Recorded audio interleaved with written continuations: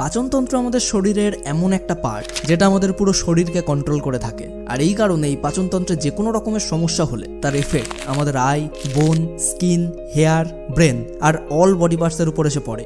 এমনকি যদি পাচনতন্ত্র ঠিক না থাকে তাহলে কোনো মানুষই নিজের ওজন বাড়াতে বা কমাতেও পারে না। খাবার ঠিকমতো হজম না হওয়া, কোষ্ঠকাঠিন্য, গ্যাস, বুক জ্বালা, ঠিকমতো খিদে না পাওয়া আর খাওয়ার পর শরীর ভারী হয়ে যাওয়া দুর্বল পাচনতন্ত্রের অন্যতম প্রধান লক্ষণ। তাই আজকের এই ভিডিওটিতে আমরা জানবো যে কি কারণে পাচনতন্ত্র দুর্বল হয় এবং সেটাকে কিভাবে ঠিক করা যেতে পারে। তো আজ আমরা কিছু বিশেষ বিষয় সম্পর্কে আলোচনা করব যেগুলো সঠিক পরিমাণে থাকার ফলে আমাদের শরীরের পরিপাক ক্ষমতা অনেক গুণ বেড়ে যায়। খাবার ঠিকমতো পাচিত হওয়ার জন্য শরীরে এই তিনটি জিনিসের থাকা ভীষণ প্রয়োজনীয়। তার মধ্যে সবার প্রথমেই আসে ডায়েটরি ফাইবার, নাম্বার 2 হলো প্রোবায়োটিক্স মানে উপকারী ব্যাকটেরিয়া, অ্যান্ড নাম্বার 3 হলো enzymes.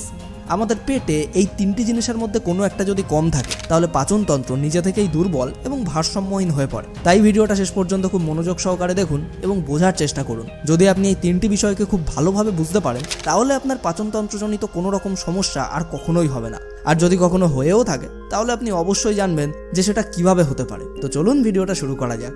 So number 1, dietary fibres. পাচনতন্ত্রের শক্তিকে বাড়ানোর জন্য ডায়েটরি ফাইবারও গুরুত্বপূর্ণ ভূমিকা পালন করে। যদি আমাদের খাবারে সঠিক পরিমাণে ফাইবার না থাকে তাহলে কোষ্ঠকাঠিন্য এবং খাওয়ার পর পেটে গ্যাস অম্বল হওয়াটা কনফার্ম। কারণ খাবারে উপস্থিত ফাইবার আমাদের শরীরের সমস্ত পোষকতন্ত্রকে কন্ট্রোল করে থাকে, যেটা অন্ত্রে উপস্থিত দূষিত পদার্থকে শরীর থেকে বার করে দিতে সাহায্য করে।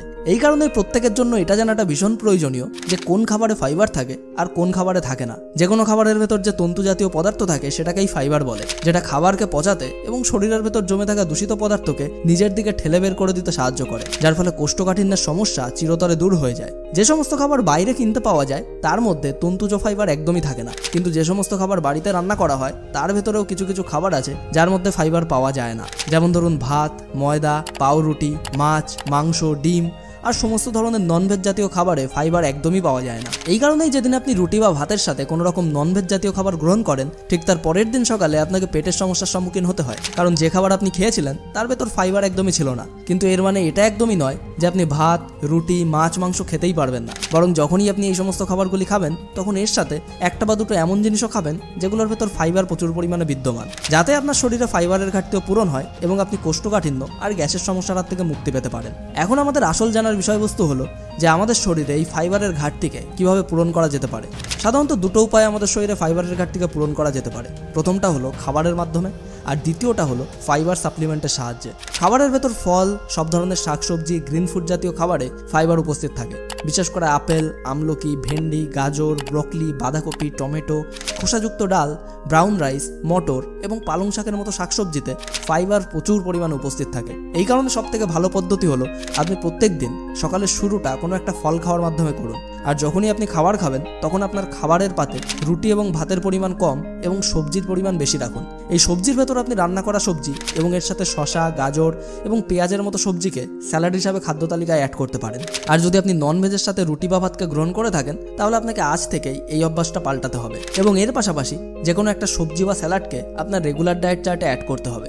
এটা করার ফলে আপনি কোষ্ঠকাঠিন্য এবং গ্যাস অম্বলের হাত থেকে মুক্তি পাবেন। খাবারের পাতে শাকসবজি জাতীয় খাবার যতটা বেশি হবে কোষ্ঠকাঠিন্য এবং গ্যাস অম্বল আপনার থেকে ততটাই বেশি দূরে থাকবে। আর বর্তমান লাইফস্টাইলে প্রত্যেক বেলা খাবারের পাতে সঠিক পরিমাণে সবজি খাওয়াটা কোনো মানুষের পক্ষে সম্ভব নয়। তাই যখনই আপনার মনে হবে যে যতটা সবজি আপনার খাওয়ার প্রয়োজন ছিল ততটা আপনি খেতে পারছেন না, সেক্ষেত্রে আপনি ফাইবার সাপ্লিমেন্টও ব্যবহার করতে পারেন। আর ফাইবার সাপ্লিমেন্ট হিসাবে ইসবগুলের ভুসিকে চুজ করাটা আপনার জন্য অনেক বড় একটা অপশন হতে পারে, কারণ ইসবগুল একটি ফাইবার সাপ্লিমেন্ট যেটা সবজি কম খাওয়ার ফলে আমাদের শরীরে যে ফাইবারের ঘাটতি দেখা দেয় সেটাকে একটা লিমিটেড টাইম পর্যন্ত পূর্ণ করতে সক্ষম। আর এই ইসবগুলকে সাপ্লিমেন্ট হিসাবে ব্যবহার করার জন্য আপনাকে একটা ছোট্ট চামচ ইসবগুলের ভুসিকে 1 গ্লাস জলের ভেতর 5 থেকে 10 মিনিটের জন্য ভিজিয়ে রাখতে হবে। আর যখন এটা পুরোপুরিভাবে ফুলে উঠবে তখন সেটা যে কোনো সময় খাবার খাওয়ার 10 থেকে 15 মিনিট পর ব্যবহার করতে পারেন। তবে কোষ্ঠকাঠিন্যের হাত থেকে রেহাই পাওয়ার জন্য রাতে খাবার খাওয়ার পর এটা ব্যবহার করাটা খুবই এফেক্টিভ। কিন্তু আপনাকে এটাও মাথায় রাখতে হবে যে ইসবগুলের ভুসি আপনাকে সবসময় নন ফ্লেভার ইউজ করতে হবে, কারণ একমাত্র নন ফ্লেভার ইসবগুলের ভুসি সম্পূর্ণ পিওর আর সব থেকে বেশি উপকারও এটা থেকেই পাওয়া যায়। এখানে আরেকটা বিষয় মাথায় রাখতে হবে যে শাকসবজি খাওয়া ছেড়ে দিয়ে সবসময় ইসবগুলের ভুসির উপর ডিপেন্ডেন্ট হওয়া যাবে না, কারণ ইসবগুলের ভুসি থেকে শরীর শুধুমাত্র ফাইবার পেয়ে থাকে। কিন্তু সবজি এবং ফলমূল খাওয়ার ফলে ফাইবারের সাথে সাথে ভিটামিন এবং মিনারেলসও শরীরে অ্যাড হয়, যেগুলো শরীরের বিভিন্ন ফাংশনাল কাজকর্মে হেল্প করে থাকে। তাই ইসবগুলোর সাথে সাথে শাকসবজি এবং ফলমূলকেও আপনার ডেলি ডায়েট চার্টে অ্যাড করা উচিত। কিন্তু যদি আপনি কন্টিনিউয়াসলি এই ডায়েটরি ফাইবারকে অবহেলা করতে থাকেন তাহলে আপনি কোষ্ঠকাঠিন্যের ফলে অর্শ, ভগন্দর, নালিঘা, ফেস্টুলা প্রভৃতি সমস্যার সম্মুখীন হতে পারেন। আর এই ধরনের রোগগুলি একবার দেখা দিলে তার যন্ত্রণা এতটাই ভয়ঙ্কর হয়ে থাকে যা সহ্য করা প্রায় অসম্ভব। আর সব থেকে খারাপ ব্যাপার হলো এই ধরনের সমস্যার কথা মানুষ লজ্জার কারণে সহজেই কারোর সঙ্গে শেয়ার করতে পারে না। তাই আপনার খাবারে ফাইবারযুক্ত ফুড অবশ্যই অ্যাড করুন। আর যদি আপনি অলরেডি অর্শ, ভগন্দর, নালিঘাজনিত সমস্যায় আক্রান্ত হয়ে কষ্ট পাচ্ছেন আর লজ্জার কারণে ডাক্তারের কাছেও যেতে পারছেন না, তাহলে এই সমস্যার হাত থেকে মুক্তি পাওয়ার জন্য আপনার কাছে সবথেকে একটা বেস্ট আয়ুর্বেদিক অপশন হলো নেচার শিওর জাতিয়াদি অয়েল, যেটা কোনো রকম ব্যথা ছাড়া এবং অনেক বেশি টাকা খরচ না করেও অর্শের মতো সমস্যা থেকে আপনাকে সম্পূর্ণরূপে মুক্তি দিতে সক্ষম। আয়ুর্বেদে জাতিয়াদি অয়েলকে পাইলসের জন্য সবথেকে ভালো মানা হয়। জাতিয়াদি অয়েল একটি হার্বাল অয়েল যেটাকে ব্যবহার করা হয় পাইলসের ঘাকে ঠিক করার জন্য, ফিশার এবং ফিস্টুলাকে ঠিক করার জন্য। এটা আপনার ক্ষত স্থানকে হিলিং করার প্রসেসকে স্পিড আপ করে দেয়, যার ফলে আপনি দ্রুত এই সমস্যা থেকে রিকভার হতে পারবেন। নেচার শিওরের Jatyadi oil 100% natural and effective একটি অয়েল। এতে অ্যান্টিব্যাকটেরিয়াল ও অ্যান্টিফাঙ্গাল প্রপার্টিজ আছে, যেটা যে কোনো ধরনের ইনফেকশনকে ঠিক করার জন্য অনেক বেশি হেল্পফুল। এই জাতিয়াদি অয়েল পাইলসের ব্যথা, চুলকানি, ফুলে যাওয়া ও জ্বলনকে কমানোর জন্য অনেক বেশি এফেক্টিভ। এছাড়াও ওই তেলকে আপনি ব্যবহার করতে পারেন ফোড়া হলে, কোনো ঠোসকাতে, কোনো পোকামাকড় কামড়ালে, এমনকি ফাটা গোড়ালিতেও। আর পাইলসের থেকে মুক্তি পাওয়ার জন্য এই অয়েলের কয়েক ফোঁটা নিয়ে আপনার ব্যথা জায়গায় ততক্ষণ মালিশ করুন যতক্ষণ এই তেলটি টোটালি অ্যাবজর্ব না হয়ে যায়। আর এমনভাবেই আপনাকে দিনে 2 বার অবশ্যই করতে হবে এবং নিয়মিত ব্যবহার করার ফলে আপনার অর্শের ক্ষত জায়গাটি ধীরে ধীরে শুকিয়ে গিয়ে ব্যথা সম্পূর্ণ দূর করে দেবে। তাই যদি আপনি কোষ্ঠকাঠিন্য এবং জেনেটিক্সগত কারণে এই ধরনের কোনো সমস্যার সম্মুখীন হয়ে থাকেন তাহলে অবশ্যই একবার নেচার শিওর জাতিয়াদি অয়েলটি ব্যবহার করে দেখতে পারেন, যার লিঙ্ক আপনি এই ভিডিওর ডিসক্রিপশন অ্যান্ড কমেন্ট বক্সের প্রথমেই পেয়ে যাবেন। Number 2, probiotics. পাচনতন্ত্রের শক্তিকে বৃদ্ধি করার জন্য শরীরে প্রোবায়োটিক্স মানে গুড ব্যাকটেরিয়ার উপস্থিত থাকাটা ভীষণ প্রয়োজনীয়। তো এখন আপনারা হয়তো ভাবছেন যে ব্যাকটেরিয়া তো আমাদের শরীরের অনেক ক্ষতি করে, তাহলে এই ব্যাকটেরিয়া আমাদের পাচন শক্তিকে বাড়িয়ে তুলতে কিভাবে সাহায্য করবে? তাই আপনাদের এটা জেনে রাখা প্রয়োজন যে আমাদের শরীরে 2 ধরনের ব্যাকটেরিয়া থাকে, good bacteria and number 2 bad bacteria. খারাপ ব্যাকটেরিয়া আমাদের শরীরে রোগ জীবাণু ছড়াতে সাহায্য করে, কিন্তু ভালো ব্যাকটেরিয়ারা আমাদের গ্রহণ করা খাবারকে পাচিত করার সাথে সাথে শরীরের অন্য সমস্ত কাজকর্মকেও সঠিকভাবে এগিয়ে নিয়ে যাওয়ার জন্য অনেক বড় রোল প্লে করে। আর এই কারণেই শরীরে ভালো ব্যাকটেরিয়ার উপস্থিতি কমে যাওয়ার ফলে পাচনতন্ত্রে গোলযোগের সাথে সাথে শরীরেও বিভিন্ন ধরনের রোগ জীবাণুর আক্রমণ বাড়তে থাকে। বেশি পরিমাণে বাইরের খাবার, তেল মশলা অথবা চিনি দিয়ে তৈরি খাবার খাওয়ার ফলে আমাদের শরীরে খারাপ ব্যাকটেরিয়ার পরিমাণ বাড়তে থাকে এবং ভালো ব্যাকটেরিয়া ধীরে ধীরে কমতে শুরু করে। এর ফলে পাচনতন্ত্রের গোলযোগের সাথে সাথে আমাদের অন্য বিভিন্ন ধরনের সমস্যার সম্মুখীন হতে হয়। এই কারণেই যদি আপনি বাইরের খাবার, চিনি, তেল মশলা দিয়ে তৈরি খাবার ও প্যাকেট জাতীয় দ্রব্যের ব্যবহার বেশি করে থাকেন তাহলে আমি 100% শিওর হয়ে বলতে পারি যে আপনার শরীরে ভালো ব্যাকটেরিয়ার পরিমাণ খুবই কম। আর এটাও আপনার শরীরে পাচনতন্ত্রজনিত সমস্যা দেখা দেওয়ার অন্যতম প্রধান কারণ। অ্যান্ড শরীরে এই গুড ব্যাকটেরিয়ার মাত্রাকে বাড়ানোর জন্য এই 2টো খাবারের মধ্যে যে কোনো একটি খাবার প্রত্যেকদিন খাওয়াটা খুবই প্রয়োজনীয়। এর মধ্যে প্রথমটি হলো দই আর অন্যটি হলো অ্যাপেল সিডার ভিনিগার। এই 2টো খাবারে গুড ব্যাকটেরিয়া প্রচুর পরিমাণে উপস্থিত থাকে, যেটা পাচন শক্তিকে বাড়ানোর জন্য অনেক বেশি পরিমাণে এফেক্টিভ।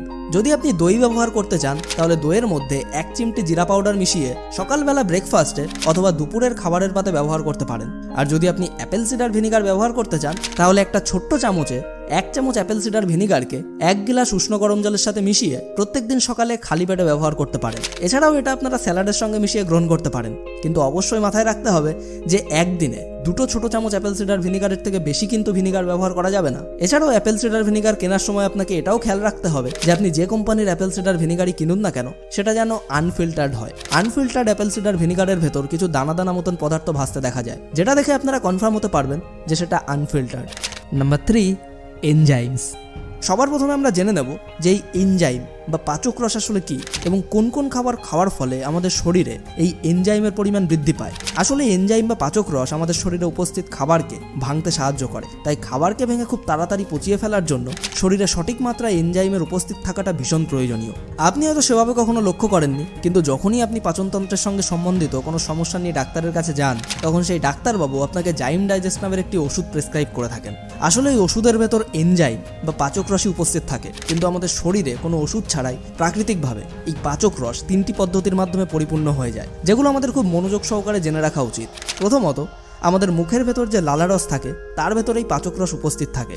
এই কারণে আমরা খাবার যত বেশি পরিমাণে চিবিয়ে খাই ঠিক তত বেশি পরিমাণে লালারস ওই খাবারের সঙ্গে মিশ্রিত হতে শুরু করে, আর সেই লালারসে উপস্থিত পাচক রস আমাদের গ্রহণ করা খাবারকে পাচিত করতে সাহায্য করে। এই কারণেই খাওয়ার সময় খুব ভালোভাবে চিবিয়ে খাওয়া উচিত। সাধারণত এক গ্রাস খাবারকে 30 থেকে 35 বার ভালোভাবে চিবিয়ে খাওয়াটা খুবই প্রয়োজনীয়। অ্যান্ড এরপর খাবার আমাদের পেটের ভেতর পৌঁছালে সেখান থেকে আরও কিছু পাচক রস নিঃসৃত হতে থাকে, যার ফলে খাবার আরও ভালোভাবে পরিপাক হতে শুরু করে। কিন্তু এখন সমস্যাটা হলো মানুষ খাবার খাওয়ার ঠিক পরের মুহূর্তেই হঠাৎ করে জল খেয়ে ফেলে, আর খাবার খাওয়ার ঠিক পরের মুহূর্তে জল খাওয়ার ফলে পেটে উপস্থিত পাচক রস ঠিকমতো নিঃসৃত হতেই পারে না, যার কারণে পাচনতন্ত্রে বিভিন্ন ধরনের সমস্যার সৃষ্টি হয়। এই কারণে জল সবসময় খাবার খাওয়ার 30 মিনিট পরই পান করা উচিত, যাতে পেটের ভেতর পাচক রস সঠিক পরিমাণে নিঃসৃত হতে পারে। দ্বিতীয়ত, পাচনতন্ত্রে পাচক রসের ঘাটতিকে পূরণ করার জন্য আদার গুণাগুণ অপরিসীম, আর এই কারণেই খাবার খাওয়ার মিনিট খানিক আগে এক টুকরো আদাকে ভালোভাবে চিবিয়ে চিবিয়ে খাওয়া উচিত, কারণ কাঁচা আদার রস পেটে গিয়ে পাচক রসের ক্ষরণের মাত্রাকে বাড়িয়ে তোলে, যার ফলে পাচনতন্ত্রের ক্ষমতাও বাড়তে শুরু করে, যার ফলে এই খাবার পরিপাক হওয়ার প্রসেসও খুব দ্রুত গতিতে সম্পন্ন হয়। তৃতীয়ত, সব ধরনের কাঁচা শাকসবজি বা খাবারেই পাচক রস উপস্থিত থাকে, কিন্তু এখানে সমস্যাটা হলো যখন আমরা খাবারটা রান্না করি তখন তাপের কারণে সেই এনজাইম পুরোপুরি নষ্ট হয়ে যায়। এই কারণে পাচনতন্ত্রে পাচক রসের ঘাটতি পূরণের জন্য যে সমস্ত খাবার কাঁচা খাওয়ার যোগ্য সেগুলোকে ডায়েট চার্টে অ্যাড করা উচিত, আর তাই যে কোনো ধরনের ফলকে খাদ্য তালিকায় অ্যাড করা যেতে পারে, অথবা শসা, গাজর ও পেঁয়াজের মতো খাবারকে স্যালাড হিসাবে নিজের ডায়েট চার্টে অ্যাড করা যেতে পারে, কারণ এই সমস্ত খাবারগুলো খাওয়ার ফলে পেটে উপস্থিত পাচক রস খুব ভালোভাবে নিঃসৃত হতে পারে। তো এগুলোই ছিল আপনার পাচনতন্ত্রকে স্ট্রং করার সবথেকে এফেক্টিভ ও কার্যকরী টিপস, যেটা আশা করছি আপনার পাচনতন্ত্রকে স্ট্রং করে তুলতে অনেক বেশি সাহায্য করবে। তাই আজকের এই ভিডিওটি আপনার লাইফের জন্য একটুও কাজের মনে হলে লাইক করুন, শেয়ার করুন আপনার সেই সমস্ত বন্ধু এবং রিলেটিভদের সঙ্গে যারা কন্টিনিউয়াসলি পাচনতন্ত্রজনিত সমস্যার শিকার হয়ে চলেছে। আর এমনই সমস্ত কার্যকরী ভিডিও সবার প্রথমে পাওয়ার জন্য এখনই আমাদের চ্যানেলটিকে সাবস্ক্রাইব করে পাশের বেল আইকনটিকেও প্রেস করে রাখুন। সম্পূর্ণ ভিডিওটি দেখার জন্য আপনাকে অসংখ্য ধন্যবাদ। আপনার সময় অনেক অনেক অনেক ভালো কাটুক।